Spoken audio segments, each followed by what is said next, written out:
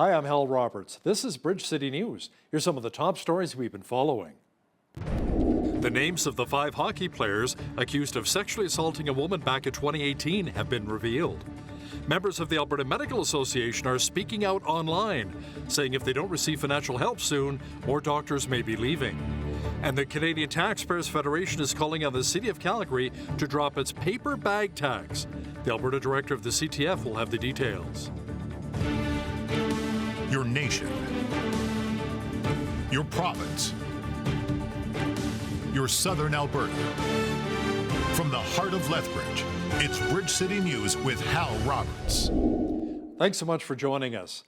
We now know the names of the 5 players from Canada's 2018 World Junior Hockey team facing charges of an alleged group sexual assault of a woman at a London, Ontario hotel room in June of 2018. The players are Dylan Dubé of the Calgary Flames, Carter Hart of the Philadelphia Flyers, Michael McLeod and Cal Foote, who are with the New Jersey organization, and former Ottawa Senators forward Alex Fermenton. Fermenton surrendered to police on Sunday. The Flames' Dylan Dubé was granted a leave of absence by the hockey club on January 20th, with the team citing mental health as the reason. The club says they have now become aware of the charge of sexual assault that has been laid against Dubé. Team officials said, quote, "We take this matter very seriously. Because the matter is now pending legal proceedings, we will have no further comment at this time." Dylan Dubé is in the final year of a 3-year deal with the Calgary Flames that pays him $2.3 million per season. A number of family and rural physicians spoke online today to bring awareness to what they say is an unsustainable family practice model here in Alberta. 24 doctors say increasing financial pressures is putting their practices at risk to the point where 61% are considering leaving Alberta healthcare system altogether. According to a recent Think HQ survey of Alberta Medical Association members, 80% of family doctors say their practice is unlikely to be financially viable beyond the next 3 months. I am lucky enough to be part of an alternate remuneration plan, which means that my practice is financially viable. However, due to the shortage of family docs in the province, I have said yes to too many folks who could not find a family doctor, and now I am completely overwhelmed. I cannot provide the quality of care that my patients deserve. They can't get in to see me, and I'm inundated with medical administrative tasks that I can't keep up with. I also happen to be the University of Alberta's Family Medicine Residency Program Director, and I can tell you right now that if we don't make immediate changes to how family doctors are supported in this province, we will not have new family doctors coming down the pipes. It doesn't matter how many medical students choose or don't choose family medicine, or how many family medicine residents graduate, since none of them are choosing to provide longitudinal continuity of care in the current system. Now, doctors have been waiting for $200 million from the province to help alleviate administrative office costs and negotiations on a new payment model. Last month, the province did announce $100 million in funding to help stabilize family and rural practices. Our legislative reporter, Tyler Dawson, says there's some good news on the horizon, however, when it comes to our healthcare system. That includes Shoppers Drug Mart investing $77 million to create pharmacy clinics, and the province nearing a deal with nurse practitioners to open their own clinics. There's this pharmacy clinic thing that Shoppers Drug Mart is doing now. I should add that the government is not, as far as I'm aware, investing any money in this. This is all sort of private money. And pharmacists already have quite a bit of leeway in Canada, or in Alberta, I should say, in terms of what they can do, prescribing, things like that, injections. So that might help alleviate some of the stress on the healthcare system. The nurse practitioner deal, once that's done, what that would look like is nurse practitioners would be able to open their own clinics, which again, this ought to take some people out of the queue for a primary care provider, might prevent some emergency room visits, things like that. Our legislative reporter, Tyler Dawson, will also have more details on the upcoming Alberta NDP leadership race, which officially begins next week. Watch for that interview coming up after business news. The Canadian Taxpayers Federation is calling on the City of Calgary to scrap its mandatory bag tax. Calgarians have to pay 15 cents for a paper bag at fast food restaurants and elsewhere, and $1 for a bag that is classified as reusable. Now, to chat about this in more detail is the Alberta Director of the CTF, Chris Sims, who joins us from here in Lethbridge. Chris, this Calgary bylaw, however, is now under review and may be repealed after public consultation? Yes, and this is critical. So, folks who are watching this in the wonderful city of Calgary, they need to keep speaking up and they need to keep pushing back because it's not gone yet. You're still going to have to pay 15 cents per paper bag and $1 per reusable bag until a few months from now, the city finally repeals this. But this is the critical phase right now. They're in public consultation. So, everybody keep on emailing and phoning your city councillor. Now, if this bylaw, which is similar to Edmonton, stays in place, there is word that the cost for these bags could actually increase? Yes. So if all were said and done and they kept this bylaw, next year the bag fee would be 25 cents per paper bag. That adds up quickly if you're doing a big grocery shop, and $2 per supposed reusable bag. This is one of those things where people will say, oh, well, it's 15 cents, it's 25 cents. No, it is not the government's place to nickel and dime people to the point where they can't afford things. And right now, so many families are struggling to afford basics like groceries. It's wrong for the government to impose these nuisance taxes on them. Now, Chris, didn't the city of Vancouver recently abandon its paper cup tax due to pushback from residents and business owners? Yes, exactly. And this is why we're coming out swinging right now to nip this in the bud when these ideas crop up at city halls. So the city of Vancouver still has its bag tax, but they were going many steps further. They had a 25-cent per paper cup tax that, get this, was supposed to be kept by the stores and restaurants so that the stores could then save up to buy a dishwasher. Why would every single corner store that sells coffee need a dishwasher? Well, because the city of Vancouver was planning on banning all single use items and forcing everybody in Vancouver to share a communal pool of cups. And then it was going to be up to the businesses to wash them through these dishwashers. They thankfully abandoned that crazy plan, and it no longer dings you 25 cents per paper cup, and they won't be sharing sippy cups in the future in Vancouver. Chris Sims, Alberta Director of the Canadian Taxpayers Federation, thanks so much for your time today. Well, we enjoyed another spectacular day here in Lethbridge. So much sunshine and warmth. It's feeling beautiful. Jeanette Rocher is now with a quick peek at the forecast. Jeanette, it appears as though the double-digit plus temperatures will be sticking around for only a few more days. Yes, right through the work week, Hal, and then after that we'll be falling back into those negative temperatures, more seasonal range. But let's not focus on that right now, shall we? Because we still have a few more days ahead of us that are going to be spring-like temperatures. We reached 12 today, up to 11 degrees on Thursday, plenty of sunshine. We still have another 12-degree day coming up before the weekend, and I will be back later in the show to give you the full look at the weather forecast. Great. Thanks so much, Jeanette. Alberta government officials say water sharing negotiations will begin on February the 1st. They say so far this winter, snowpack has been below average with rivers at record low temperatures and many reservoirs remain far below capacity. Now, as a result, the province will begin negotiations with major water license holders to strike water sharing agreements in the Oldman River, Bow River, and Red Deer River basins.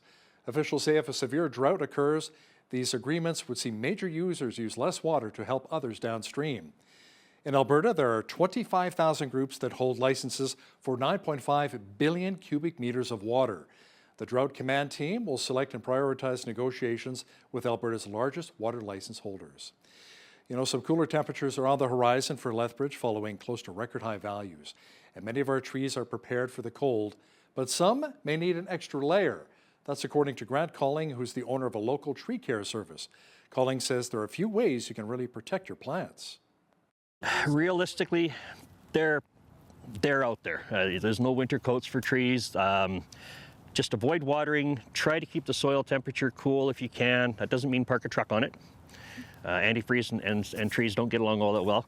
But you know, the white tarps are probably the best way to go. You can get the heavy canvas ones, or you can get the light white ones, but you are going to have to put some rocks on and keep them down. That's about the only thing you really can do. Don't increase the watering because you're going to melt that ice in the soil. So you want to keep that watering to a minimum and wait for spring and keep your fingers crossed, folks. Now, arborists say once the spring arrives and trees start to bloom, the risk of frost damage is a lot higher. Now, Colling says to not worry if your trees don't bloom like they usually do. Keep the ground cool however you can. If you got a tent, set the tent up there. You want to avoid the dark colors because it's going to absorb the heat, but the white is probably the best thing to do with the tarps. That's about the only thing you can do to keep them going. If they bud out and we get a frost, you're not going to have any, I mean, even if they start to flower and they get a frost, they're not going to have any fruit. Don't worry, your tree's not dead. It's just gone back into dormant. It's going to save up that energy stored in the old xylem wood and pop back up next year, probably with a super crop. So you're going to have to get your 9-iron out and clean up some of those fruit. Now, for those who tend to overwater, Colling suggests sticking a knife in the ground to check the soil dampness. If it's wet, you're good to go, and if it's dry, your plant or tree may need a little more water. Well, we've certainly experienced a mixture of high and low temperatures so far this winter, including the warm Chinook winds that are here right now. So how does that really impact the ski resorts? Cole Fawcett with Castle Mountain Resort says the roller coaster weather we've seen lately has made life a little more difficult for them.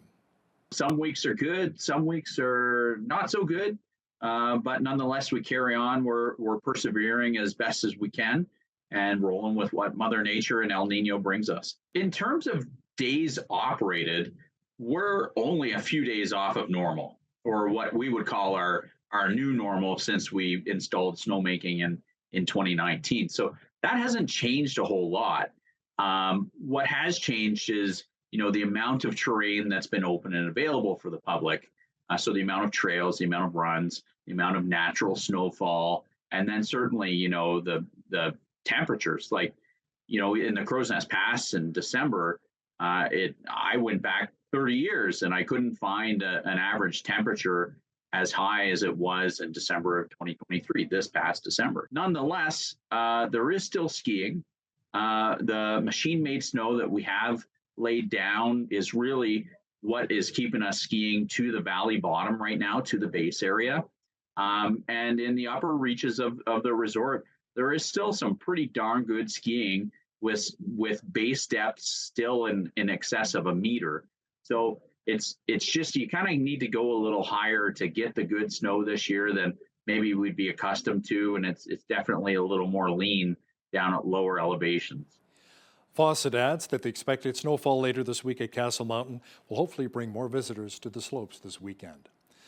Lethbridge police are ready to dip into some chilly waters for a great cause. The 2024 Lethbridge Polar Plunge will be taking place this Saturday at Henderson Lake Park. Constable Braylon Hagan says the main goal is to raise money for Special Olympic athletes. In Alberta, last year we raised $157,000 between the 6 polar plunges, and so we want to at least try to exceed that. So here in Lethbridge, I know we've set a goal for $15,000 for Lethbridge alone, and we are getting close to $9,000. So anybody is welcome to come down and join. You can join and register the day of the plunge. It'll be at Henderson Lake. Registration will start at 10 o'clock in the morning. So again, anybody's welcome to come down and take a chilly bath and freeze for a reason. Hagan adds the participants must be over the age of 16 and costumes are strongly encouraged. Tourism Lethbridge recently announced the launch of an innovative national tourism initiative aimed at bolstering the tourism industry here in southern Alberta. It is called the Sustainable Journeys Prairies to Pacific Corridor and is made possible thanks in part to both provincial and federal funding. The CEO for Tourism Lethbridge, Aaron Crane, says part of the initiative is aimed at helping local business owners prepare themselves for a very busy tourism season. Destination Canada has highlighted 3 areas in Canada that they will be developing for future promotion. One is in the Atlantic part of the country, one's up north, and the other one is the Sustainable Journeys Prairies to Pacific Corridor, which goes from Medicine Hat all along Highway 3 over to Hope, BC. And this is a long-term project that is just starting its development. So we had received some funding from the federal and provincial governments to do market readiness training, which is all about preparing businesses for welcoming visitors, welcoming large tour operators, and participating in that visitor economy so that they can grow their business, they can grow their staff and create new jobs. So it was really a marrying of these 2 projects together to really not only highlight the area, but to build the business up in support of that. Crane adds that the initiative is in partnership with many different organizations working collaboratively at the provincial and federal levels. Federal Conservative leader Pierre Poilievre says his party's bill C-234 will help Canadians in many different ways. It's a bill he says will help our agriculture industry, which in turn would make food more affordable for Canadians. This bill has yet to pass. We have a bill, a common sense conservative bill, C-234, that would take the carbon tax off the farmers that feed us and the consumers that desperately need to put nutrition on their table. Will the Prime Minister stop blocking the bill, pass this law so that Canadians can afford food? People who live in glass houses really should not throw stones. And the leader of the opposition may be bragging about what he pays for, but I think Canadians should understand he doesn't pay any rent on that 19-room mansion that he lives in. In fact, he's been on the government payroll for more than 20 years, and he qualified for a full pension at 35, Mr. Speaker. And now he wants to take the rebates away from Ontario families. $1,000 a year, he wants to take that away. A former assistant director at the Canadian Security Intelligence Service says our country really needs to be more transparent about national security issues.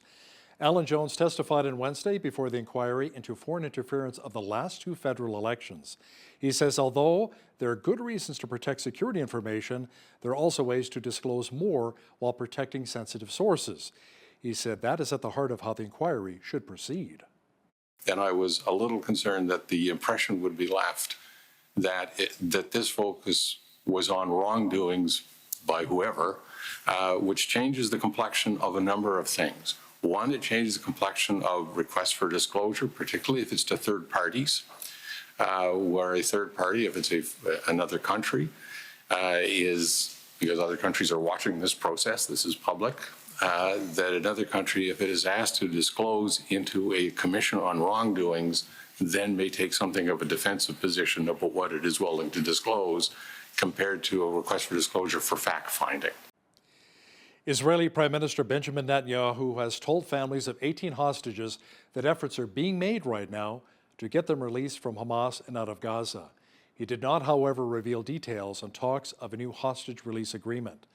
Qatar, Egypt, and the United States are mediating talks meant to strike a deal between Israel and the terrorist group Hamas that could free the remaining approximately 108 hostages and bring about a temporary ceasefire. Moshe Lavi is a former Israeli Defense Forces captain. Now, he shared his story on TBN's Centerpoint program of how his brother-in-law is one of the hostages still being held by Hamas. Lavi says the top priority for the government of Israel right now is try and bring back the remaining hostages alive. Having Israel being committed to what public officials stated clearly since the beginning of the war, that releasing the hostages and bringing them home alive is the first priority for the government, for the country, and the dismantling of Hamas is the long-term goal that hopefully we'll achieve as well. But we have to ensure that we bring them home first. You know, many people have heard of the Chosen TV series, a very popular program with Christians. Jerry Jenkins, who's the co-author of the Left Behind series, is also the author of The Chosen, which is based on the series, which is then based on the Bible. Jenkins says they were careful not to add anything to Scripture. We're very careful about Scripture. We don't want to add to or take away from the gospel. That means the message. The message is crystal clear that Jesus was born of a virgin, lived a perfect life, died for our sins, was buried and resurrected, and now is an advocate in heaven for us. That's the gospel. We don't change that an iota. And anything we see in Scripture, the miracles or the sermons, if they're on screen or in the novels, they're the way they are in Scripture. The rest of it is creative license, and that's what's really fun and a challenge to be involved in. Make sure you catch the full interview with Jerry Jenkins, author of The Chosen, and BCN's Jeanette Rocher coming up in the second half of our program.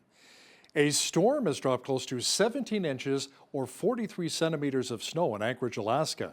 That brings the seasonal total past 100 inches or 254 centimeters. This is the earliest Alaska's largest city has reached that mark. A bit more than usual. It's kind of fun, to be honest. I like to jump in the snow sometimes.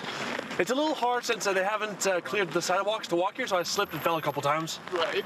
Yeah, they kind of need to fix that. Let me know when you're ready for Tiger Fish. it's different. It's different, especially for somebody like me that's got to drive in it every single day for a living. So it's, I got to give Anchorage credit. They're doing pretty good on the roads considering last year how bad it was, but they're stepping their game up and it's actually getting pretty easy. That is one big snowman. Well, not a lot of snow left in Lethbridge thanks to our spring-like weather conditions, and the warming trend should remain with us for the rest of the week. Full weather details are on deck.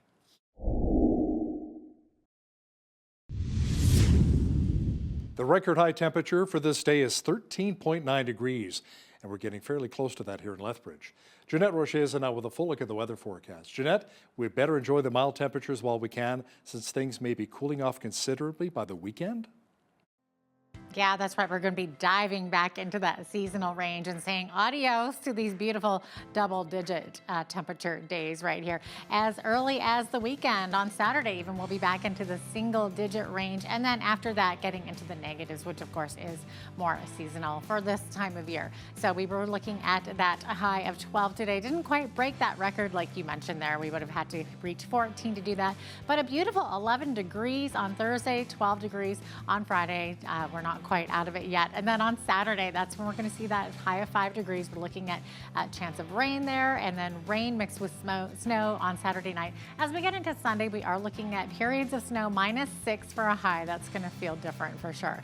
-1 is the expected high on Monday, and then we're looking at a 30% chance of flurries on Tuesday with a high of -4 to round out that 7-day forecast. So average high for this time of year, -1. Average low, -13, 14. That was our record high on this day back in 1962. And it was a chilly -39. And that happened back in 1969. 8:06, that's when the sun rose this morning. Sunset this evening at 5:25 p.m. We're looking at 9 hours, 19 minutes of daylight, 3 minutes longer than what we had yesterday. Summer's coming. I'm excited. Okay, temperature sitting steady at 10 degrees tomorrow in Victoria, looking at periods of rain. Rain also expected tomorrow in Vancouver, sitting steady at 9 degrees all day, 7 for a high in Edmonton, and a beautiful 9 degrees expected tomorrow in Calgary with clear skies for both of those cities. It was good as we get into Saskatchewan and Manitoba. Here's what we've got. High of 5 in Saskatoon, 6 for a high in Regina, both very sunny, and then a mix of sun and cloud expected tomorrow in Winnipeg, along with some fog patches that should be dissipating in the morning, high of 1 degree there. As we get into the central part of the country, here's where things are starting to get a lot more wet and snowy and rainy. We got a little bit of everything here, so 40% chance of showers expected in Toronto tomorrow, high of 5 degrees, 4 for a high. In Ottawa, we're looking at periods of snow that could be mixed with some rain, and then same thing for Montreal. We got snow mixed with rain there, high of 2 degrees. As we get into Atlantic Canada, we're also seeing quite a bit more snowy conditions in these parts here. 0 for a high in Fredericton, looking at 2 to 4 centimeters of snow, so quite a bit of snow. 30% chance of flurries expected in Halifax, 1 degree for a high, -1 for a high in Charlottetown, with us sitting at a 60% chance of flurries and a mix of sun and cloud tomorrow in St. John's with a high of -1. So there you have it. That is your forecast. Stats Canada says the Canadian economy grew 0.2% in November. That marks the first expansion in half a year. Early estimates suggest real gross domestic product increased overall 0.3% in the fourth quarter. That would bring economic growth in 2023 to 1.5%. The agency says growth in November was driven by gains in goods-producing industries. It also says high interest rates also weighed down on economic growth. Economists expect that trend will continue throughout the first half of this year. Farmers have blocked more traffic arteries across Belgium as they seek to disrupt trade at major ports with a 4th day of protests. Farmers are pushing for concessions to get better prices for their produce and less red tape to do their work. The rallies in the country of 11.5 million people are part of farming protests across the European Union. Hundreds of thousands of Belgians have been facing disruptions and struggling to get to work or saw their doctor's appointments canceled because of the protests. Starbucks reported record revenue in its last fiscal quarter. The Seattle coffee giant says it now expects revenue to increase 7 to 10% in its current fiscal year. That is down, however, from 10 to 12% it forecasted last November. The update comes after a bumpy first quarter for the company, in which store traffic weakened in the United States in mid-November, while the company faced worldwide boycotts by pro-Palestinian protesters. Now, here's a look at today's markets. The TSX was down 205 points on the day to finish at 21,021. The Dow was down 317 to 38,150. The S&P 500 was down 79 points to 4845, and the Nasdaq was down 345 points to finish at 15,164. West Texas Intermediate oil was down $2.04 to 75.78 US per barrel. Natural gas was up 5 cents to 2.12 US. Gold was up $2.10 to 20.3911 US an ounce, and silver was down 24 cents to 22.94 US an ounce. Feed wheat is $8.71 per bushel. Barley is at $6.27, canola is at $13.50, and corn is at $7.54 per bushel. Live cattle February contract was down 68 cents to $177.35. Feeder cattle March contract was down $1.18 to $240.15. Lean hogs February contract was up 50 cents to $76.35, and the Canadian dollar was down slightly over the past 24 hours to 74.43 US. Recapping one of our top stories, a number of family and rural physicians spoke online today to bring awareness to what they say is an unsustainable family practice model here in Alberta. 24 doctors say increasing financial pressures is putting their practices at risk to the point where 61% are considering leaving the Alberta healthcare system.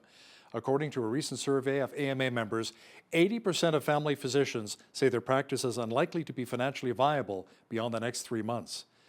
The province last month announced $100 million in funding to help stabilize family and rural practices. Former Fox News commentator Tucker Carlson was in our province recently. Now, during his recent stop in Calgary, he told Premier Daniel Smith that she really needs to visit the Coots Four, who've been held without bail for close to 2 years now. Our legislative reporter Tyler Dawson will have details for us shortly. Listen, when you see news happening in your community, be sure to send us an email at info@bridgecitynews.ca. And if you missed any of our local stories, visit our website, bridgecitynews.ca.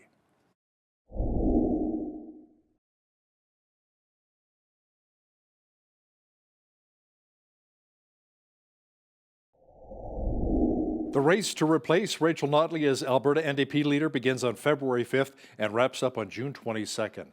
Now, the party was in Red Deer recently establishing the rules for the game, for the contest.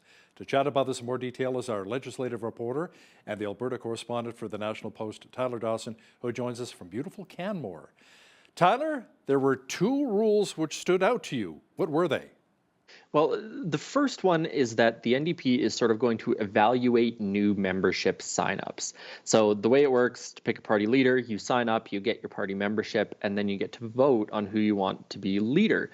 But they're going to do sort of a little bit of vetting, seems to be the process. And the reason why is because David Parker, the leader of Take Back Alberta, has sort of said that they're going to be going around the province trying to sign people up to join the NDP to influence the outcome of this leadership contest. So the NDP, of course, wants people who are, prospective NDP voters to be involved in this. And they don't want the contest sort of usurped in some fashion by conservative activists. So, it's probably going to be relatively straightforward, not that intensive of a search, but, it'll be taking a name and plugging it into Google or whatever. So you look for a social media profile.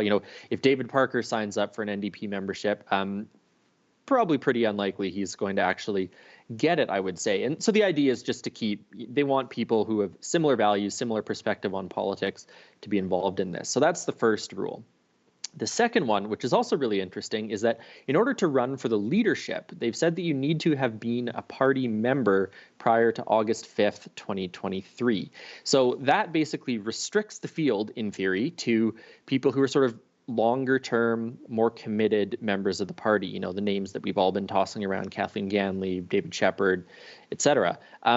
But what it also does is technically excludes people who might not be party members presently, but who might be interested in running for the leadership. Now, it's barely even a rumor. It's really only progressives in Alberta saying, we would love this guy to run for the NDP. And that's Naheed Nenshi, the former Calgary mayor. People have been saying, well, he should get into the race. He's got the profile and the cachet and the experience to really put up a fight against Danielle Smith. But then the question is he an NDP member? Was he a member prior to August 5th? So in theory, that would exclude people like that, a more prominent candidate who maybe does not have a prior party affiliation. Now, that doesn't mean that it couldn't happen, because there is actually still an exception to that rule. That rule is in place, but there is a leadership committee that's going to be able to evaluate an application to run for leader. So there is the possibility that someone not currently affiliated with the party could apply to run for the leadership. But those two rules I really think are the most interesting, and it does sort of set the stage and set the tone a little bit of the race that the New Democrats are hoping to have here. Tyler, former Fox News contributor Tucker Carlson was in Calgary recently. He met with a few people on stage, including Jordan Peterson and Conrad Black. And our Premier Danielle Smith also sat down with a controversial figure. Now, she listened as Carlson slammed Prime Minister Justin Trudeau. Of course, the crowd ate that up. And she also raised an eyebrow when he suggested that Smith visit the Coots Four, who've been held in custody for almost 2 years now without bail. Yeah, and Smith really shied away from some of the more controversial stuff, I would say. You know, this meeting was always going to be quite controversial. When it was first announced a couple months ago, people are already worked up about it, saying, why are you meeting with someone like Tucker Carlson? You know, this is bad luck for the premier, et cetera, et cetera. But in her, I think she was on stage for like exactly 16 minutes and then was off. And she really kept it quite tightly focused on energy, the economy, things like that. You know, that's what she said her reason was. She said, look, Tucker Carlson has, even if he's not on Fox News, has huge following, lots of prominence in the conservative movement in the United States. I talk to all journalists, but she really, you know, when she first started out as premier, one of the things that she struggled with was sort of message discipline. You know, there were a couple of controversies right off the bat where she sort of spoke off the handle and got in some trouble with it. But she showed a fair bit of message discipline here to try and mitigate, I guess, some of that controversy. Now, she didn't fully manage to mitigate the controversy because, of course, the Alberta NDP attacked the meeting. The federal Liberals actually held a little press conference to attack the meeting. But she personally, I think, displayed quite a bit of message discipline in that meeting with Tucker Carlson, considering some of the topics that came up. We recently interviewed Betty Carbert, the mother of one of the Coots Four, Chris Carbert, who's been in jail now for about 2 years while being held in custody without bail. And she was saying that she actually ran into Premier Danielle Smith at a restaurant and asked her for her help. And Danielle Smith just said, contact the Justice Minister, right? She reached out to the Justice Minister, nothing happened. So, yeah, she's quite frustrated, Betty Carbert. Now, Tyler, the UCP is about to release its policy on parental rights. Any idea what it may potentially look like? What are your sources telling you? No, you know, it's funny. Everyone has been very, very quiet about it. This was over the past weekend, and Danielle Smith was asked about it on her radio show, and she said it was sort of coming this week. So we don't, assuming she was correct about the this week thing and not, you know, sort of speaking more casually. It's just a couple days left before we ought to see it. But no, nobody has been saying anything about when it's coming. Nobody's been saying anything about what it's going to look like. The safe bet is probably that it looks something like what Saskatchewan did, where there'll be a sort of a parental notification requirement if a child wants to change their name or gender pronouns in schools under a certain age, and then over a certain age they would not need to inform the parents. So it's a really interesting thing because this is possibly a personally challenging thing for Danielle Smith, who's always been a little bit more progressive on these issues than some of her other conservative colleagues. So, you know, the people I've talked to over the months have said, look, she's going to be trying to walk a line here to sort of satisfy the people in her party who are concerned about this and also not create a total firestorm among the NDP and civil society groups. Whatever the policy looks like, I think this is going to be hugely controversial. I think it's going to be probably the most challenging bit of legislation this session. The other really controversial one is going to be the Compassionate Intervention Act. That'll be the forcing drug addicts into treatment stuff. Those will be the two, I think, most controversial bits of legislation coming this session, and it looks like they're going to be starting with the parental rights one. So very few details, which is unfortunate, but I think we can confidently say that it's going to be a very, very intense and tense exchange in the legislature, and also, you know, in terms of protests and things like that. I've no doubt we're going to see a bunch of that as well. You know, fireworks makes for good television, so it does. Bring it on. Tyler, the province is weighing whether to step in to put a stop to single-use item bylaws in both Edmonton and Calgary. Many in my hometown of Calgary are not happy about having to pay 15 cents for a fast food paper bag. And Premier Smith says this bylaw is taking things a little too far. Yeah, it's a real risk of spilling your fries all over the seat when you're driving home, isn't it? Yeah. So I mean, the municipalities are sort of creatures of the province in a lot of ways. So the province has a fair bit of leeway to sort of step in on municipal affairs. If this goes any further, there's certainly going to be a disagreement. Is waste collection and management a municipal responsibility? There's sort of there are rules and divisions of power that are going to come up. But at the end of the day, I think Danielle Smith has seen something that people are not happy about, having to ask for cutlery and things like that and paying for grocery bags and so on. And so the province says that they might step in on this. What that will look like, a little bit hard to say. But certainly, Danielle Smith had said, I think that this is ideology, not common sense, and certainly trying to cast her government as a government of common sense. So at a bare minimum, I think we're going to see some more criticism and sort of pounding on the lectern about it. Whether we see, some actual interference, I guess, in the municipal government, that's a little bit harder to say what that's going to look like. And it's actually, I was reading about this just before we came on, and it's not just Edmonton and Calgary. Banff has a single item bylaw as well, which I suppose makes sense in some ways in a national park. So and it's also, it's part of the whole red tape reduction stuff and making life easier stuff that the UCP is trying to go for. So it's probably a pretty good political topic, I think, for Danielle Smith to be weighing in on.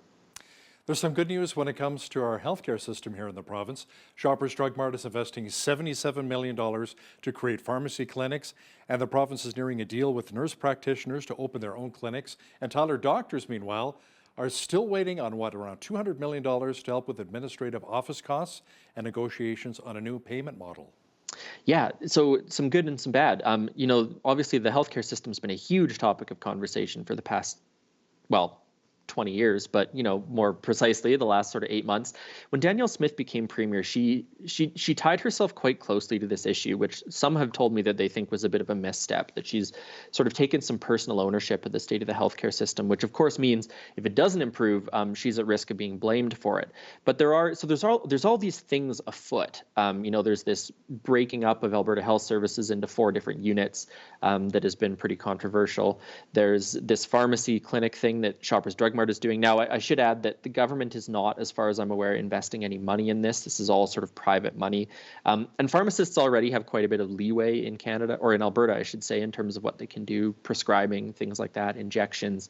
So that might help alleviate some of the stress on the healthcare system. The nurse practitioner deal, once that's done, what that would look like is nurse practitioners would be able to open their own clinics, which again, this ought to take some people out of the queue for a primary care provider, might prevent some emergency room visits, things like that. The big sort of risk factor at the moment is, as you alluded to, the doctor situation. The Alberta Medical Association saying there's doctors, particularly in small town and rural Alberta, who are worried about the solvency of their practices, whether or not they're going to have to close up shop because they can't make money. So all of this has been sort of circling, and everyone is sort of quite concerned about it, I think. And there's these perhaps positive developments happening, and then this other sort of looming issue of doctors who are really struggling right now. So the UCP is doing a lot on it, I think. Certainly critics would say they're not moving quickly enough and things like that. But hopefully there's some relief in sight for the beleaguered medical system. Yeah, there's already such a shortage of physicians here in the province. We can't afford to have more leave. We'll have to see what happens there. The Trans Mountain Pipeline expansion project has been delayed yet again, Tyler. But what's the holdup this time? An unspecified technical issue. So to some extent, who knows? This is by no means the first delay that the Trans Mountain expansion has gone through.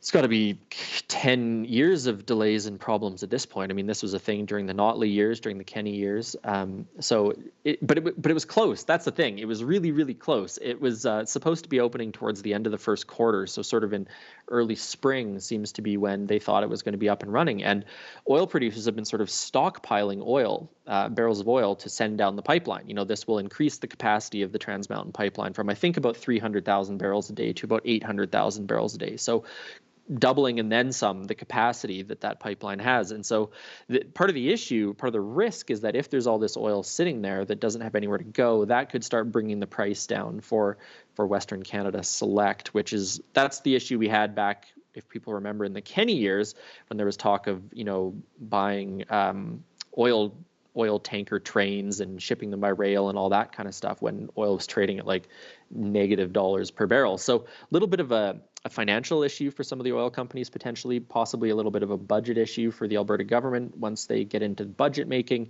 but also just another step, I guess, in this saga of trying to get that pipeline up and running. Hey, the province was saying, speaking of oil, as long as oil is below $80 US a barrel, West Texas Intermediate, we could see another 4 cents added to the provincial fuel tax, coming back up to the full 13% at the end of March. Is that still the plan? What are you hearing? As far as I know, it is. Yeah. So when they extended the fuel tax cut, basically what they did is they pegged it to the international, to West Texas Intermediate, and they said, if oil's trading over, I think it was $100 a barrel, there'd be no fuel tax because the royalty revenues would be coming in at such a scale that wasn't going to be necessary. But once the oil price started coming down, the government needs to have dependable and regular money coming in, and so the fuel tax would start getting added back on in phases. So yeah, if that's the other thing, if oil continues to stay at a relatively low price, that is certainly going to affect the fuel tax and also the price of gasoline and diesel for folks who are filling up their vehicles. Tyler, an interesting story coming out of Utah. Republicans there have devised their own version of the Alberta Sovereignty Act inspired by Premier Daniel Smith's legislation. That's right. I mean, I love this story. We're not just exporting oil anymore, and perhaps hockey players. We're exporting sovereignty acts. So yeah, the Utah Senate has, I believe, passed this bill, and so it'll go on to the House of Representatives. Maybe I'm wrong about exactly the name of the other side of the House in Utah, but anyways, it'll go there, which is also controlled by Republicans. So this bill should become law within the next couple of weeks, and it's almost a carbon copy in some ways. It basically will give the Utah Congress, I guess, to do what Alberta says, and that would be to sort of opt out in the participation of government officials and bureaucrats in federal policies and legislation. So, they're basically saying that, look, the federal government is impeding, trampling our rights, getting involved in state jurisdiction, and these are our rights, and so we're going to, have this way to push back. Now, similar to the Alberta one in some ways, it is probably largely symbolic. In Alberta, for example, remains a bit unclear what precisely it would mean on the ground. And in the United States, of course, the Constitution has a supremacy clause, which means that federal legislation supersedes state legislation. So this is perhaps even more symbolic than the Alberta one, but still very, very fun. And actually, the Alberta United Conservatives got straight up credit from the Republican senator who conceived the idea. So, we've gone international. Absolutely. He's our legislative reporter and the Alberta correspondent for the National Post, Tyler Dawson. Thanks so much for joining us today from Canmore. Thanks for having me, Hal.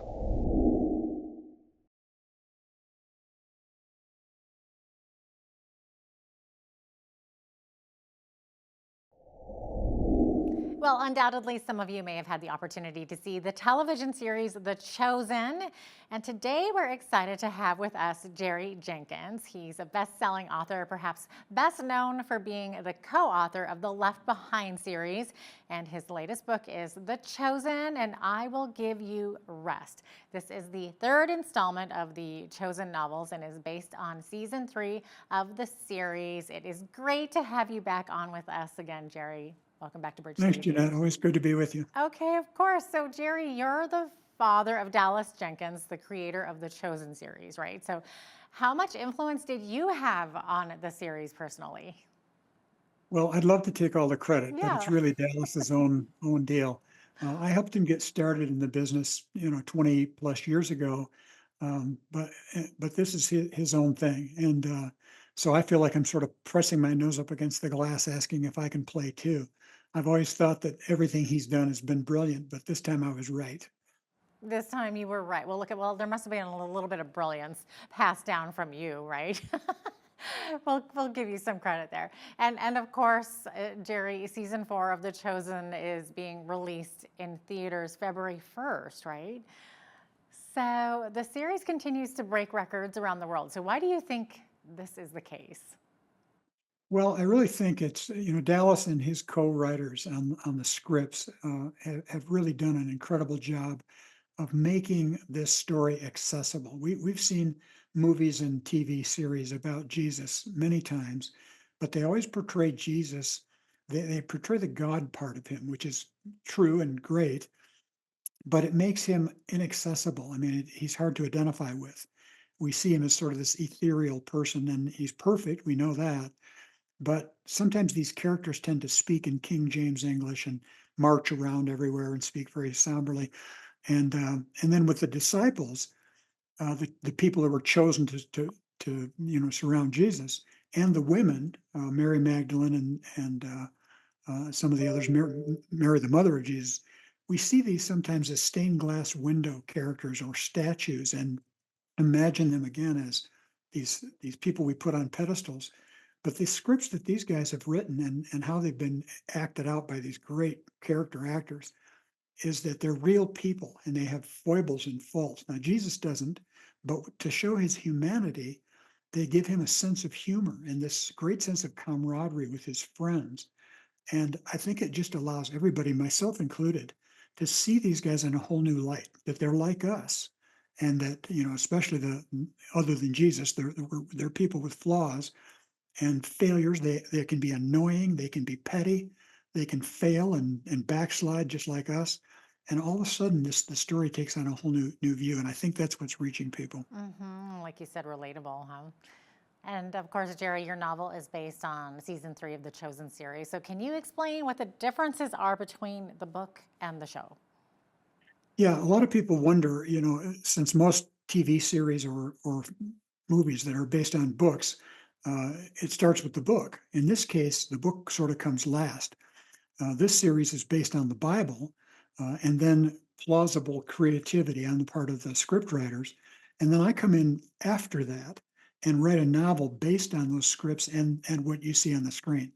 So when I come to those scenes that you do see on the screen, I want them to really mirror that.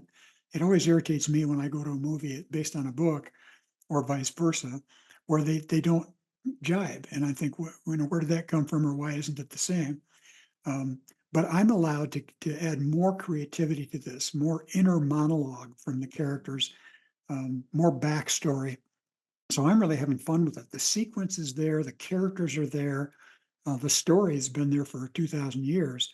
And again, since the script writers have done a lot of speculating about here's what we know happened and here's what we think could have led up to it. I think readers and viewers give us that literary license and say, okay, that may not be absolutely scriptural. That character may have even been invented in that dialogue, but it makes sense. It's plausible. It fits into the scriptural narrative. We're very careful about scripture. We don't want to add to or take away from the gospel. That means the message. The message is crystal clear that Jesus was born of a virgin, lived a perfect life, died for our sins, was buried and resurrected, and now is an advocate in heaven for us. That's the gospel. We don't change that an iota. And anything we see in scripture, the miracles or the sermons, if they're on screen or in the novels, they're the way they are in scripture. The rest of it is creative license, and that's what's really fun and a challenge to be involved in. Yeah, I was going to say, it sounds fun. Is it a little less challenging to go about it that way? Kind of go almost in reverse, where you can the characters are there, but now you can kind of let your imagination explode. Yeah, it is less challenging. It's still a challenge. I mean, you still have to do it right and make it work, but really the hard work is done as far as the story and the creativity of those scriptwriters. I do get to add more, so there's some of that, where you're creating from nothing in a sense. So it's easier for me because, as you say, the story is there, the sequence is there, characters are there, and to me, it's a joy to work with stuff that my son has created too. So that's great fun. That is fun. So how do you then go about researching the details for these novels? I have spent a lot of time in the Holy Land, several trips over there, and for another novel series I was doing, it was about an archaeologist, and so I used a consultant who was a Bible professor at Houston Christian University and also an archaeologist. And I went with him one time, and he showed me things there that I'd never even thought about before. I'd use a lot of resources, online resources, and books like Manners and Customs of Bible Lands. And so I really want to get the feel for what the temperature was and what the dust and dirt were like and how long it took to walk from Bethlehem to to Nazareth and back and that type of thing. So all those things go into it. And I really feel like I've sort of immersed myself in a 2,000-year-old culture to write these. Oh, that's amazing. And to actually have been walking in that area, that's amazing for you, absolutely. So, Jerry, what's your hope for these, for anybody who wants to read The Chosen and I Will Give You Rest? What's your hope for the readers? Yeah, our hope with this whole project is that people get to know Jesus better and come to love him. A lot of people who have been raised in the church are telling us that it's brought them back to their Bible and back to their church, back to their faith. And those who have already been, immersed in the faith are encouraged by it and again see it in a new light. For the uninitiated, we hear wonderful stories of people who say, I never saw Jesus this way. I always thought it was this or that, but now this kind of brings it home to me. So our hope is that people will come closer to Jesus and know Jesus better. So now you've written more than 200 books, including 21 New York Times bestsellers. Wow, first of all. So did you anticipate this kind of success when you started writing way back as a teenager? No, I can't say that I did. I had a pretty good career going before I wrote Left Behind.